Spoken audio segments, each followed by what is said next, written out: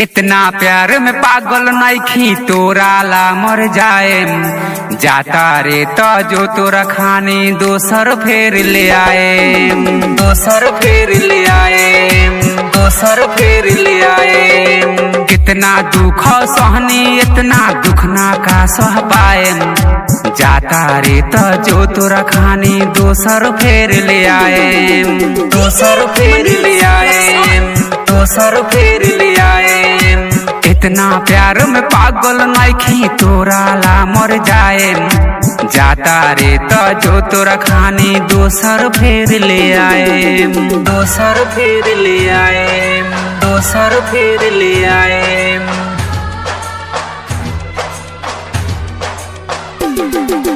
DJ Manish Raxaul, DJ Manish Raxaul.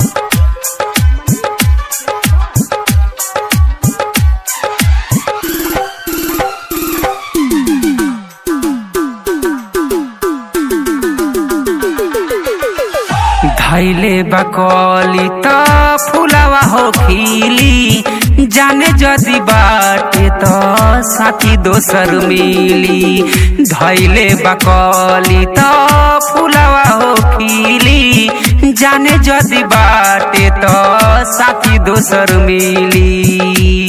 सच कहतनी मानो न मानो, सच कहतनी मानो न मानो। अरे ऐसन नइखे गम में तोरा आंसू खाली बहाएम।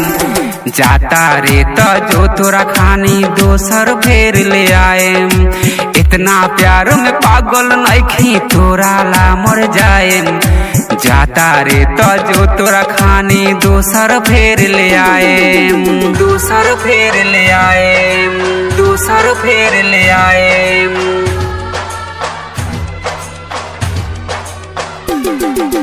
DJ Manish Raxaul, DJ Manish Raxaul.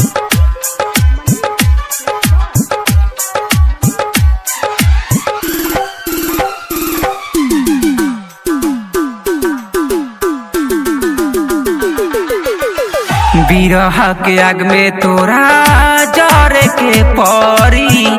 खा के जहर ना तो मर के परी।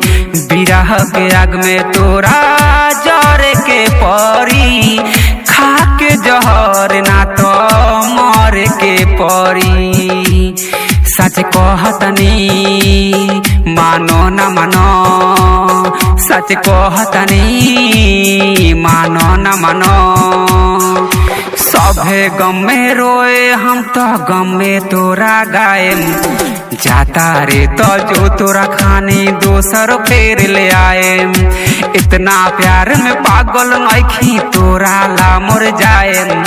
जाता रे तो जो तोरा खानी दोसर फेर ले आएम, दोसर फेर ले आएम, दोसर फेर ले आएम।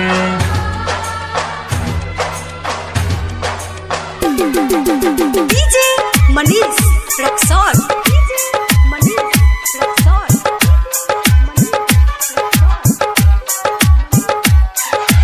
खुशबू रिकॉर्डिंग स्टूडियो कहला बिशनपुरा बाजार। मिक्स बाय इमाम बाबू। सलाउ सरताज के छोड़ी के जइबे।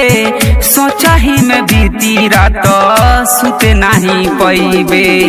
राजीव रसीला के छोड़ी के जइबे। सोचही में बीती रात सुते नहीं पैबे। सच कहतनी मानो न मानो, सच कहतनी मानो न मानो। लगते आँख सपना में आके तोहरा के तर पाएम। जाता रे तो जो तोरा खानी दोसर फेर ले आएम। इतना प्यार में पागल नइखी तोरा ला मर जाएम।